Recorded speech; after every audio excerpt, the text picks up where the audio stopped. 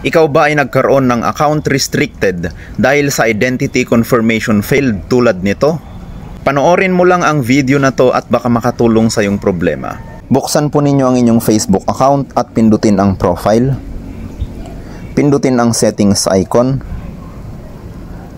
Pindutin ang Meta Account Center.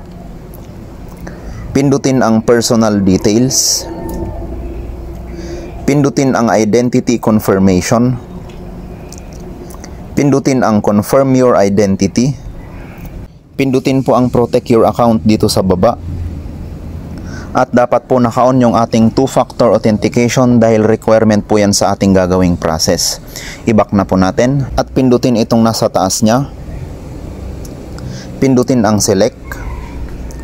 At hanapin po ninyo yung Philippines. Para hindi na po kayo mahirapan, i-search na lang po natin.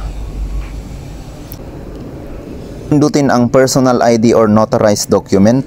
Piliin ang upload your ID. Pindutin ang next. Pindutin ang show more.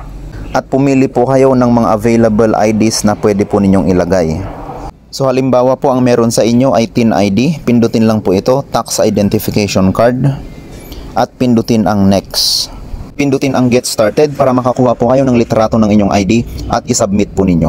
Kung may natutunan po kayo, please follow and share. Thank you.